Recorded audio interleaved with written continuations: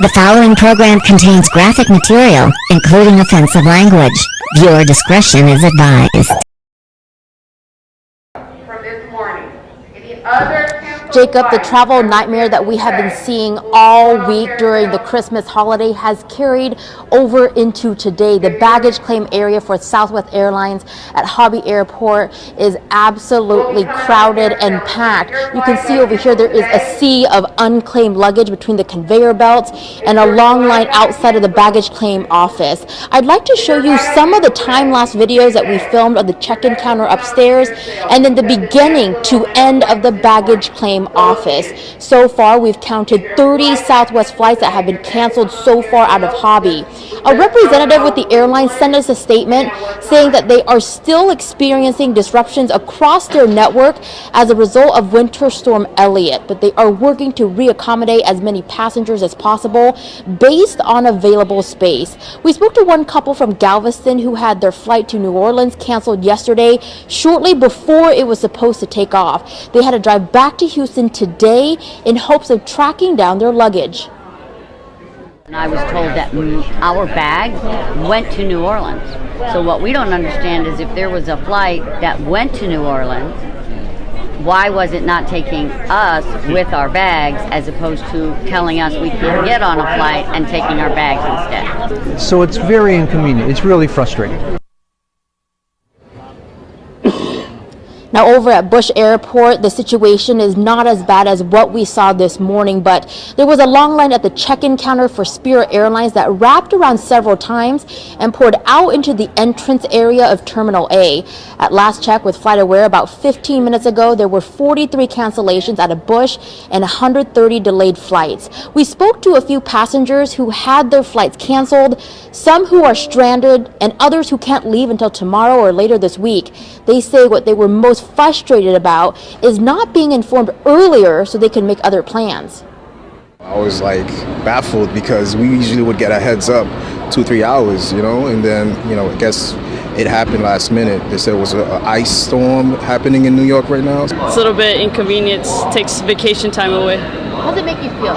A little upset or just annoyed that I can't get back in time.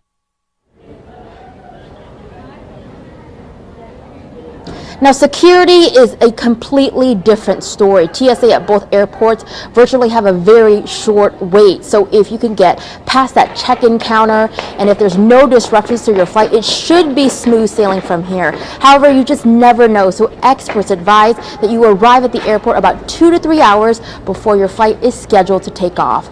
Reporting live from Hobby Airport, Rosie Nguyen, ABC 13 Eyewitness News. Are you ready?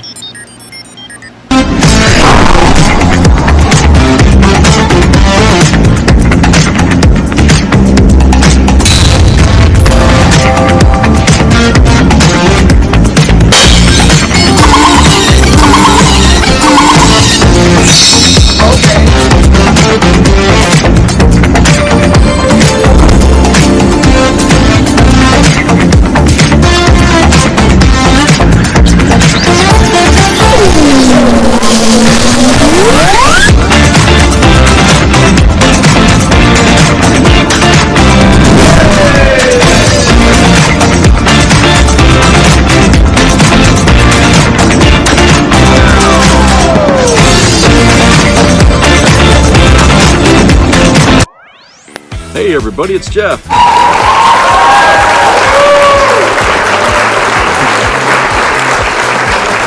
I hope everybody had a great Christmas. It was okay here, but it seemed like right off after we lost the power here because of the damn weather. I lost it here for about 24 hours, believe it or not. And actually that's really nothing compared to an ice storm that we had back in the 90s. And I didn't have power for 4 days before the crews had managed to get it working again.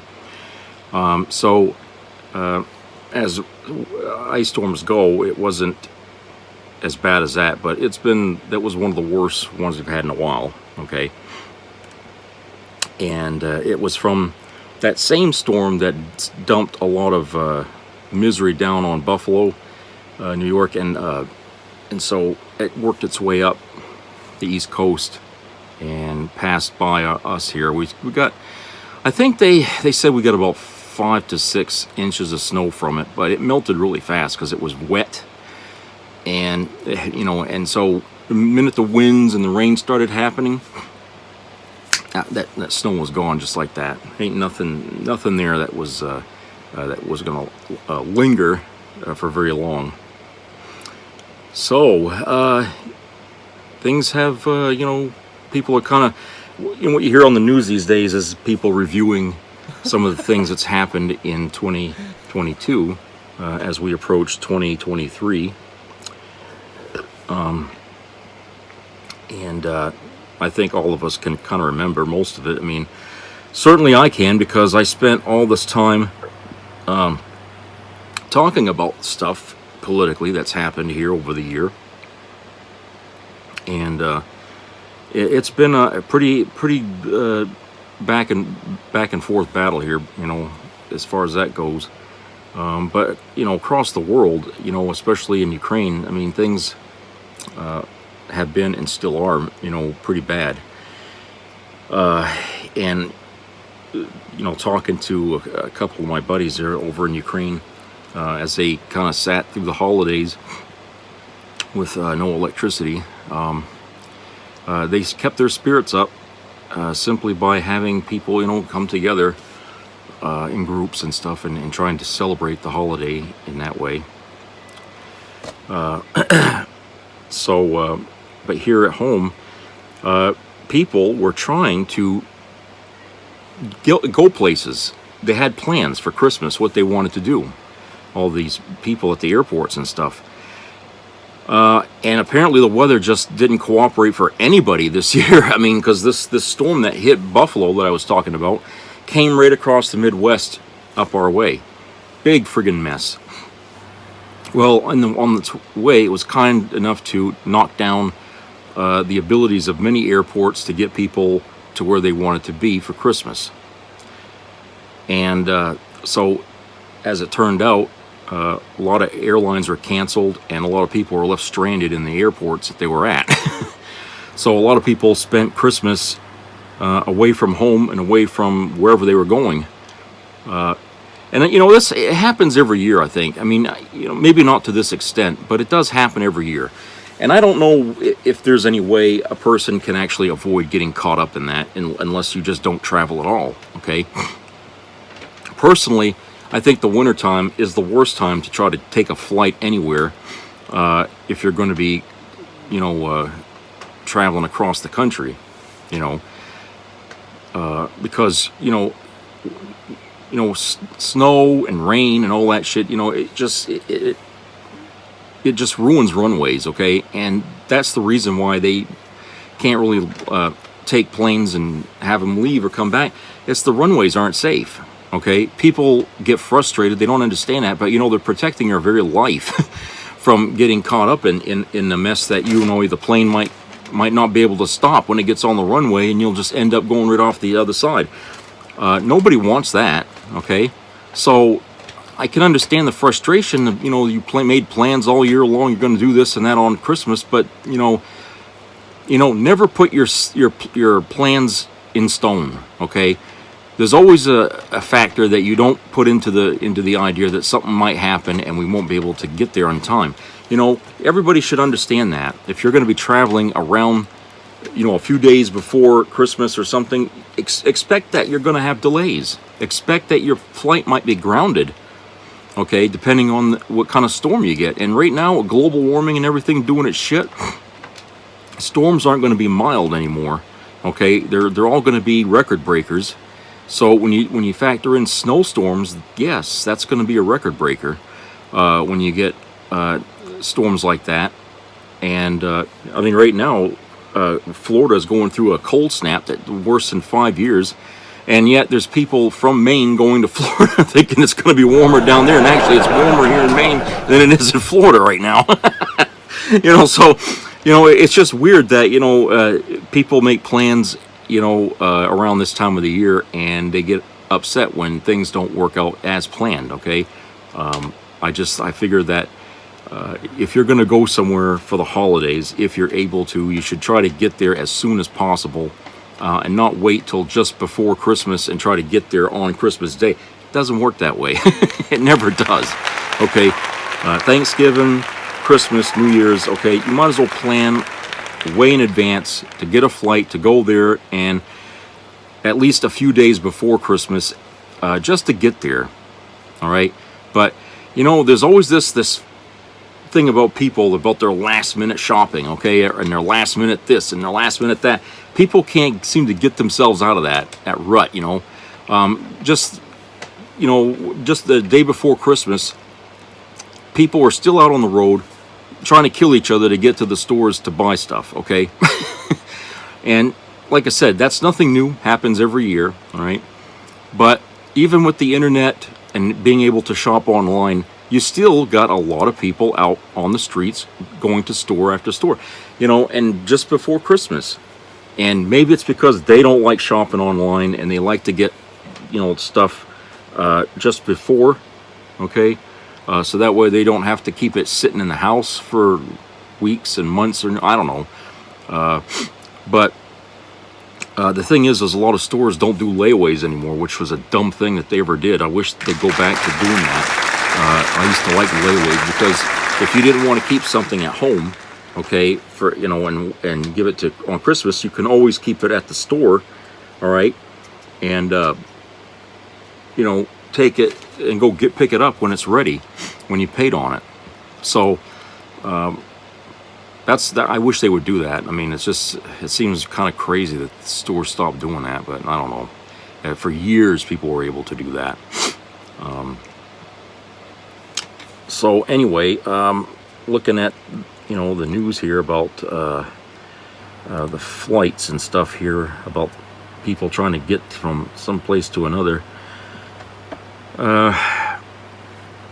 Southwest had to cancel 68% of their flights. That's a lot. You know, Southwest is a big airline.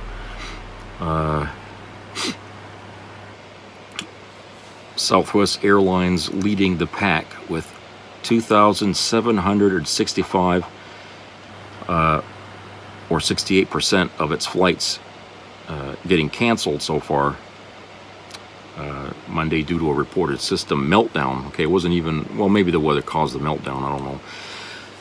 On Christmas Day, 42% of Southwest flights were canceled and 48% were delayed, according to data from FlightAware. There's still more snow hitting Buffalo right now. A lot of angry customers from Southwest took to Twitter and started complaining, I guess. I don't know why they would figure that's going to help, but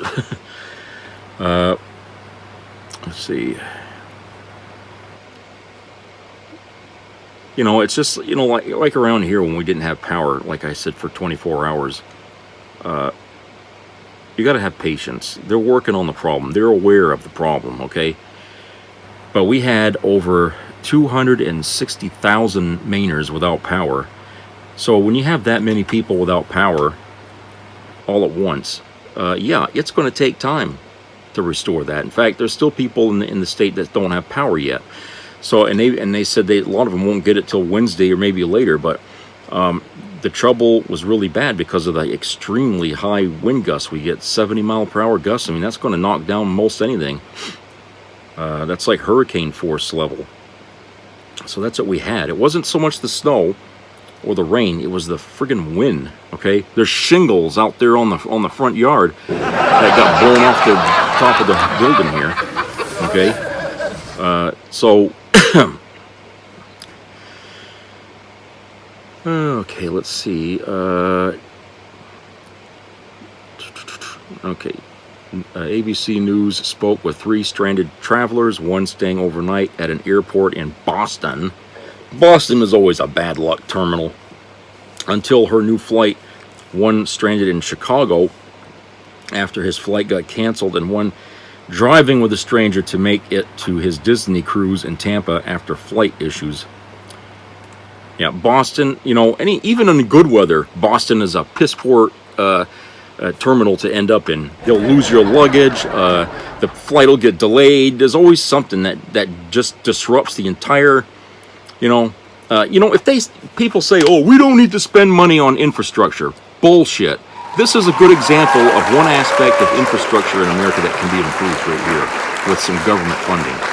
Okay, we got the worst means of travel in this country than any other country here on the planet. Okay, we really do. The bus system is outdated and old. Okay, the trains outdated. Oh, I mean, other countries have way better transit system for trains than we do. Okay, our airports are over capacity most of the time, and then we don't get funding so we can improve these things. There's a lot that needs to be done as far as international travel goes, or just interstate travel that needs to be improved. Okay, and this is an example of that. Okay, right here. I mean, why do we put up with this every year?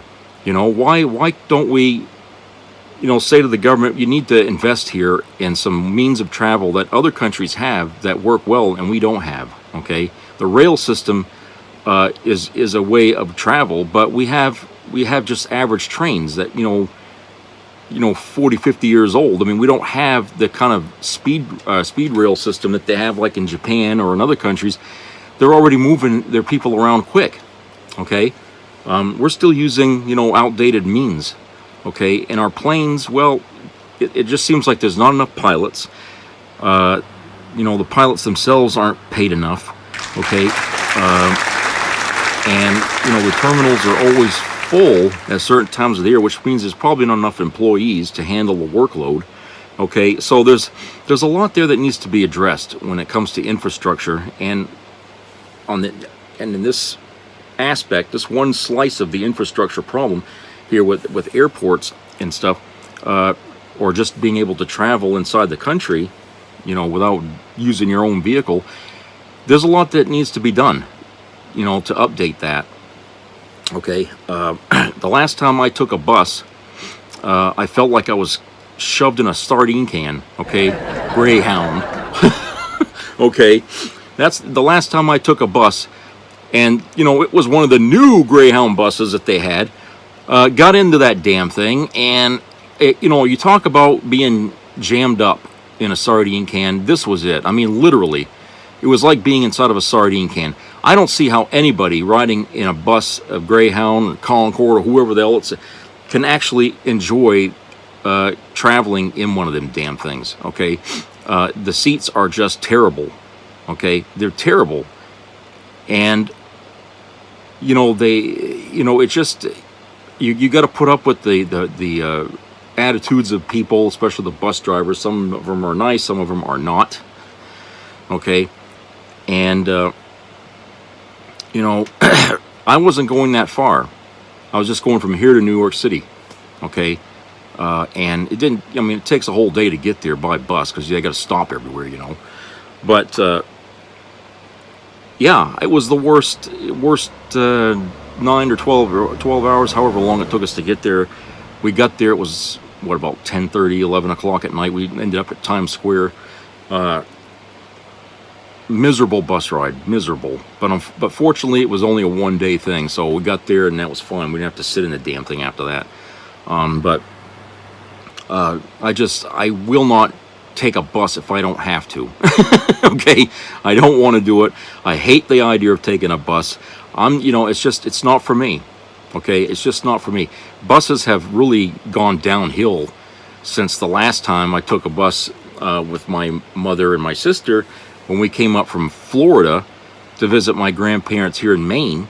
Okay, the buses were much better then. I think they were, even though they were older. So I'm talking 1975, 76. And, the buses were a lot nicer, I think. The seats were better, it was more comforting and stuff. But not today. They may look good on the outside, the buses, but on the inside, you're not going to look as good when you reach your destination. Okay? Airplanes are the same way. The seats are not made for all sizes. okay? And I don't understand why they build these planes that way. I think their idea is people are just cattle, and as many people as they can squeeze into the plane, that means more business and more money. It doesn't matter if they're safe in their seats or if the seatbelt can get around them. Doesn't matter. As long as they're in the plane, that's fine. In my idea, that's just saying we don't give a shit about how comforting your travel is or anything. Just give us your money and you'll get there however we get you there. If you have to parachute out of the plane when we get to the runway, fine. You know, I don't know. I mean, that's the idea. And plus, these days, like I've said before in another video, I would not fly. I don't give a shit how much money you give me. No. The people riding on these planes today are out of their fucking minds, and I just will not get on these things. I won't. I will not get on a fucking plane. You know, the last flight I took was the flight home from Germany when I was in the military, and that was the end, okay? No more flying, okay? But that was a different kind of flight. I was in a 747 coming across the ocean with that beautiful plane. Comfort for every, you know, you wouldn't believe how comforting that thing is.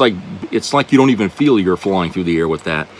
Okay, so I had the best flight of my life coming home from Germany at that time.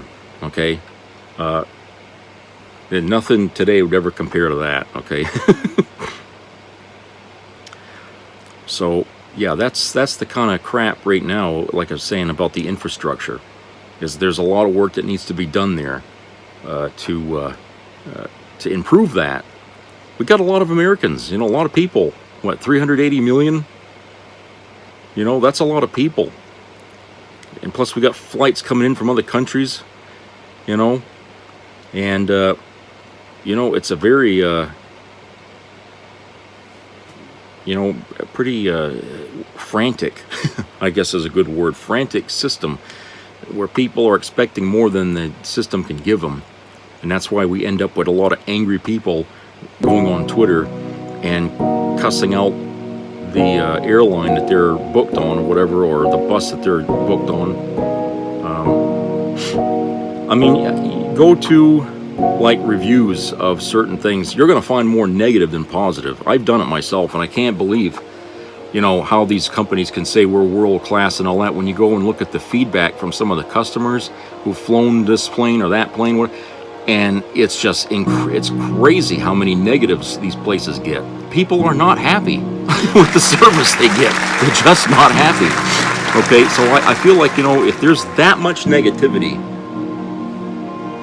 in that, you know, with the airline industry or the bus industry or whatever, if there's that much negativity, okay, then obviously it's screaming we need to be updated, okay? We need to have attention given to modernize this system, because it is, like, you know, useless to most people. And on holidays when it's needed most, that's when it should be working its best, you know. Okay, let's go to a commercial break. We'll be back.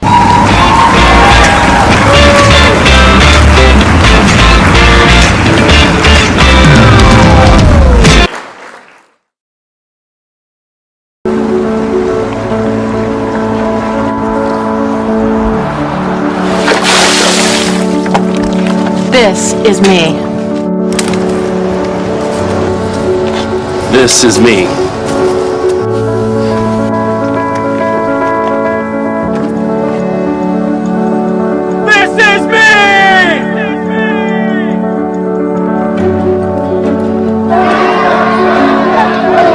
This is me. I'm Alex Curtis. I'm a lobsterman in Maine, and this is me. I'm Ruth McLaughlin, and this is me. I'm Eric Hopkins. I'm an artist, and this is me. This is me. Me. This is me. This is me. This is me. At the end of the journey, the main thing is you, original. Look, no person is above the law in this country. Nothing stops us. I don't know how to, maybe I'll say that again. No person is above the law in this country. I can't say it any more clearly than that. With our meetings, here at the White House this afternoon. We had a great planning session for our January 6th objection. We aren't going to let this election be stolen, above the law, and reelected. On January 6th, did you speak with him before, during, or after the Capitol was attacked? I'd have to go. Above the law and reelected. President Trump he's a fighter. He, like so many of us, believe that this election was stolen, and he wants to fight through it. And we're waiting to see what happens on January 6th. Above the law and reelected. Certification of those ballots is covered up by the machine. Above the law and reelected. My conversations with the president are my conversations with the president. Presumptive Speaker of the House. A great woman named Ginny Thomas. She said that she still believes the 2020 election was stolen. She didn't wilt under pressure. Above the law. Investigation did not establish that members of the Trump campaign conspired or coordinated with the Russian government. Above the law.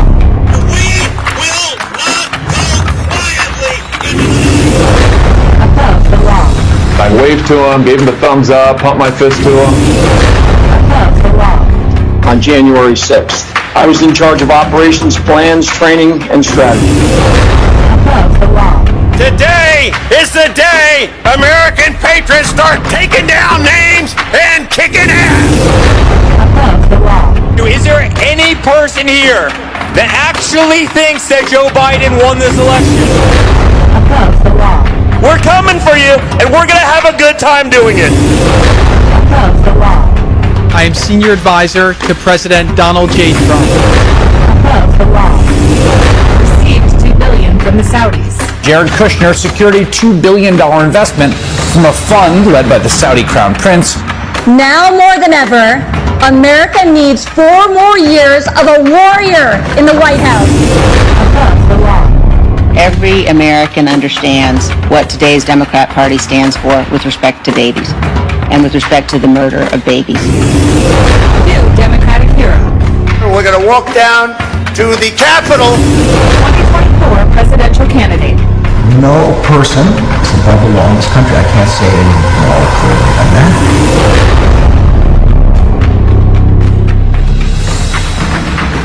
Follow Don Winslow. We do not accept donations, but would appreciate your retweet.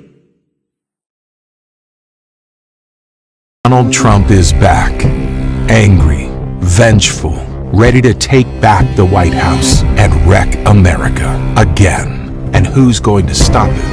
These weaklings and losers, business leaders, they'll bend the knee and write the checks. The press? Too many are just here for the show, ready to both sides America to death. The law? He'll ignore it, like he's always done. No, the only people who will stop Trump are Americans ready to put country over party, ready to put differences aside to save this country, ready to work, ready to fight, ready to stand up when he knocks America down.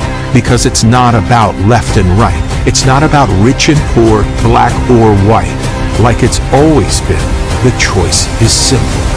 It's America or Trump.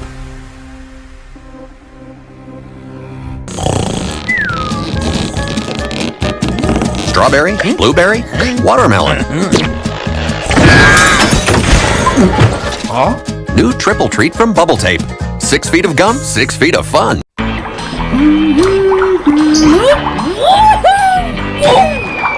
New sour crystals.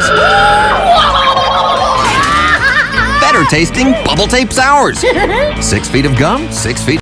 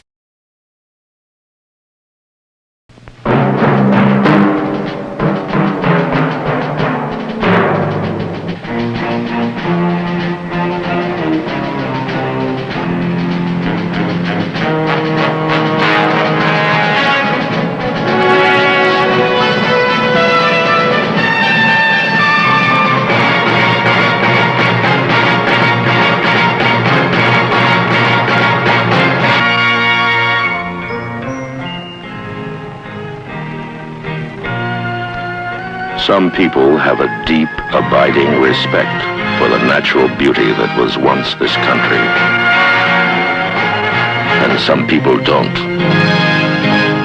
People start pollution. People can stop it. Write for Pollution Booklet, Box 1771, Radio City Station, New York.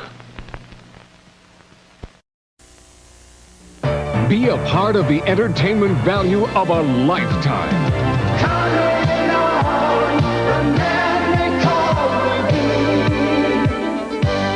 I loved it. It was the best performance I've seen in a lifetime. I loved the show. I liked it very much. He's a very entertaining man. It's well worth the money.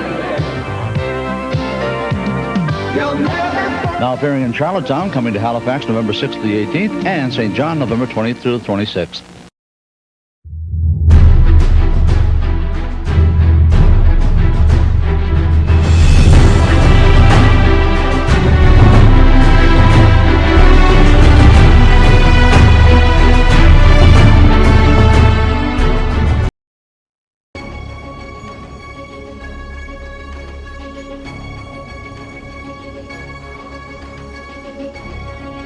Alrighty, everybody, welcome back.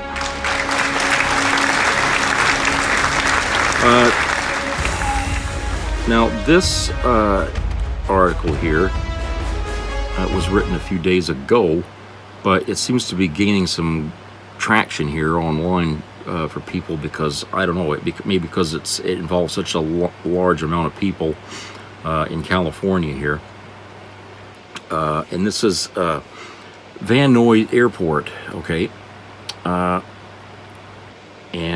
this article is written by Callie Wells, and it's from KCRW, and it's entitled "As Private Jet Traffic Increases at Van Nuys Airport, Locals Fume."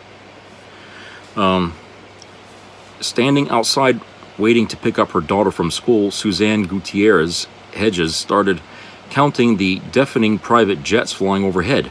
In 9 minutes, she got to 4. Her daughter's teacher told her every time a plane passes, the teacher stops the lesson to wait for it to leave because it's too loud to speak to the students. Quote, "I feel like we're living in a war zone. They come in so incessantly, coming in, taking off, coming in, taking off. It's out of control," unquote, says Gutierrez Hedges. The school is beneath the flight path from Van Nuys Airport, one of the busiest general aviation airports in the country. General aviation means it doesn't have scheduled flights like LAX, so jets can come and go anytime, day or night. And since the pandemic, it's gotten busier as more wealthy people pay to avoid those close quarters of commercial air travel. Yeah, they don't want to be treated like cattle, you know. But those extra fumes are descending upon the people who live nearby. Quote, "Just this morning, we were walking outside to take my kids to school, and getting in the car, I was like, 'Cover your nose, run to the car, get in the car, shut the door.' I couldn't breathe because of the jet fumes," said Gutierrez Hedges. And I can attest that that is something that does happen because I was in the Air Force, like I said, and my business was being around those damn things. And believe me, you know, after an hour of just sniffing in jet fumes all day, you're going to start feeling a little lightheaded, you know, especially if you're not wearing the full ensemble, if you're around them. And plus the noise. I got hearing damage on this side of my ear, you know, my head here from just the sound. I mean, those things they make you wear don't really cover enough, okay? There's nothing that can, all right?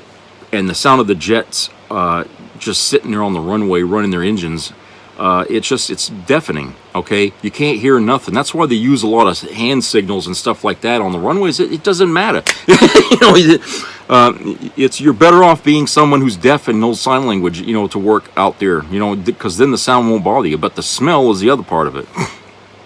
So yes, I can understand. And plus, I lived next to Eglin Air Force Base in Florida when I was a kid. And there were always fighter jets coming in and going. And believe me, it scares you because they fly almost just above treetop level because they're training, you know. It scares the living shit because the plane goes by and then the sound follows. Okay, so you hear the whoosh of the plane and then whoo, crazy. So it's scary as hell. So I know what these people are going through. It's true. The flight tracking website FlightAware estimates private flights have gone up 15% since 2019. Reuters reported this year. On top of the rise in demand, Santa Monica Airport shortened its runway 5 years ago. Now it's too short for most jet traffic, and many of those planes relocated to Van Nuys. Air traffic has increased every year, but once since then. Private jet travel may be convenient and glamorous, but it also one of the most carbon-intensive things a person can do. A private jet spews roughly 2 metric tons of carbon every hour, according to a study by Transport and Environment, a European nonprofit advocating for zero-emission mobility. That means a 4-hour flight emits as much carbon as the average person emits in a whole year. And since chartering a small private plane from Van Nuys to Las Vegas rarely costs less than $5,000, it's not surprising that a study released 2 years ago found half of all aviation emissions are caused by the wealthiest 1% of people. That means there's a wide wealth gap between the people flying over Van Nuys and the people living there. Van Nuys residents are mostly renters, mostly Latino, and mostly young. The jet fumes fall on households typically bringing in less than $60,000 a year, roughly the cost of a round-trip private flight to New York. Quote, you have the 1% using this airport in a working-class neighborhood disproportionately affecting the environment right now in this neighborhood, in addition to increasing the impact on the climate, unquote, says CSU Northridge sociology professor Karen Morgaine. Morgaine recently took part in a protest where she and 3 others chained themselves to a model of a plane flying over an oil derrick to block a driveway into the airport. The jet pollution is especially noticeable for people living in, quote, the pocket, unquote, a cluster of homes wedged between the airport and Bull Creek. Some of the homes are a literal stone throw away from the airport hangars. One of them is owned by Sue Steinberg. Quote, the last couple years it's been horrendous, unquote, she says. She can see a layer of black soot in her front yard. She keeps a cup of hot tea close by, and as she talks, her voice cracks. She says it's never used to do that, and whenever she leaves town, it stops. Quote, I wake up every morning with a headache and a sore throat. That's just par for the course now, which is something you really don't want to get used to, unquote. As long as there is a market for private jet travel, it's tough to disrupt that status quo. Los Angeles World Airports, LAWA, manages the airport, and a lot of those decisions are out of their hands. Quote, we can't regulate the number of flights coming into Van Nuys, unquote, explains Samantha Bricker, Chief Sustainability and Revenue Management Officer at LAWA. Quote, we can't institute a cap. We can't institute a curfew. We can't tell planes they can't land there. We have no ability to regulate flights. We have no ability to close down the airport at a certain hour.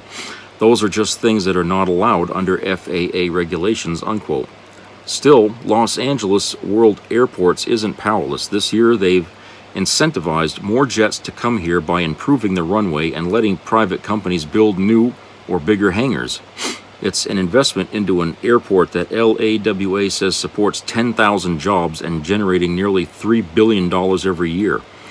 To curb pollution and noise, the airport is offering cleaner fuel and requesting that planes not fly at night, known as their, quote, Quieter Nights program. But using that fuel and adhering to the program is only voluntary.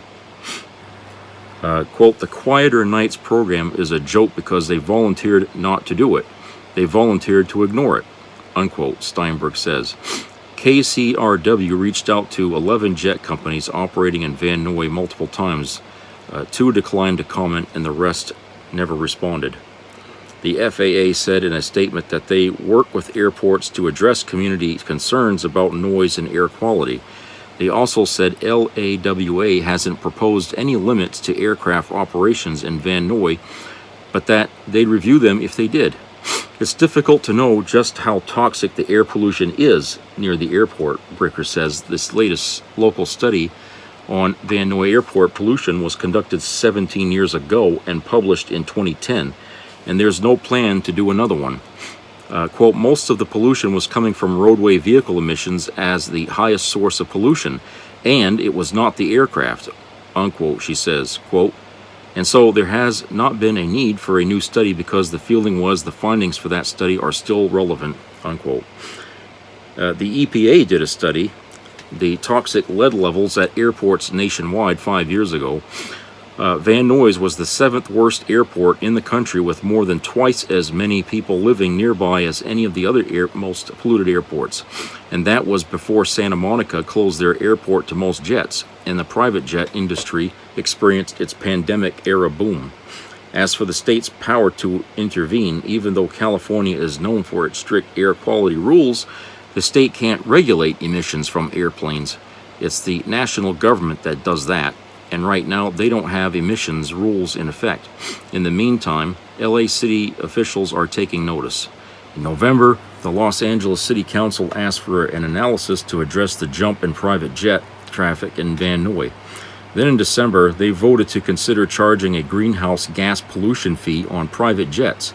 Now, city officials and LAWA are tasked with reporting back on what creating that fee would look like.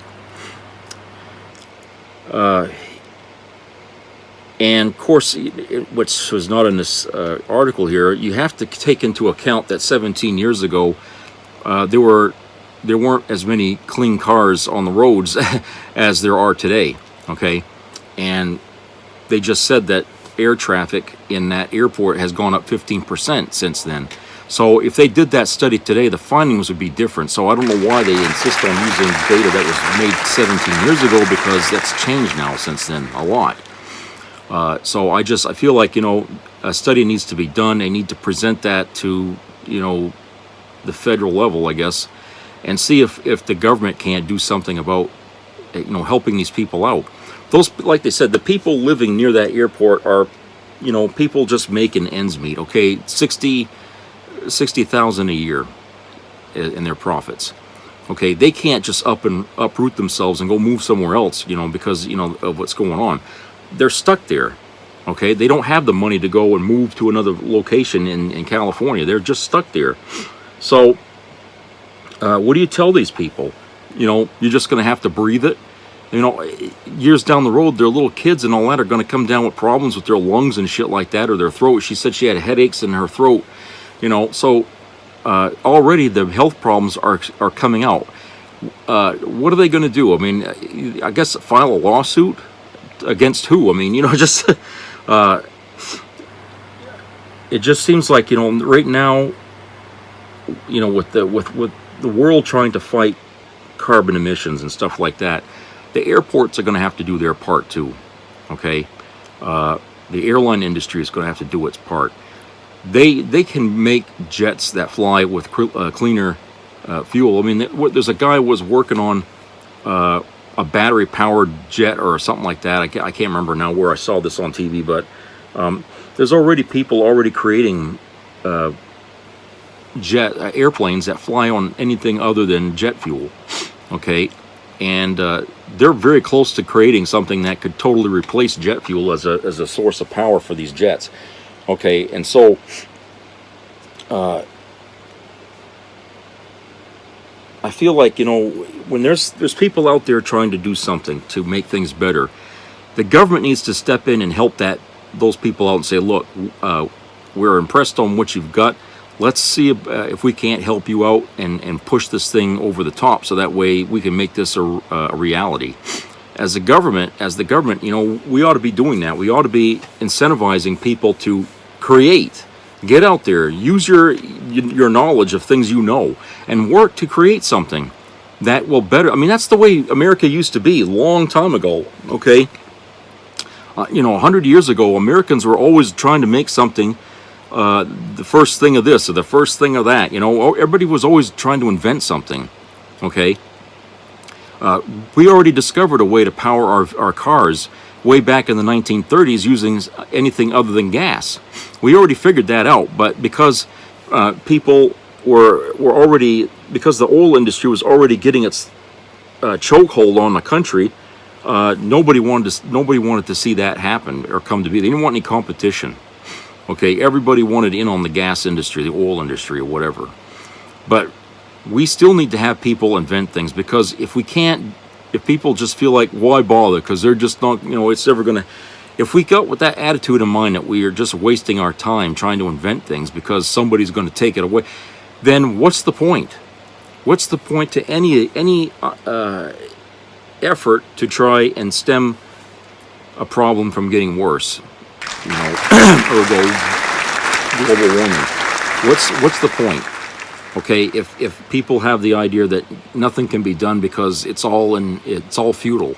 Okay, so I just feel like it's really time that, you know, people, as they're thinking about getting cleaner cars, you know, to use, and you know, and how, you know, a younger generation out there is being more environmentally conscientious of things that's going on.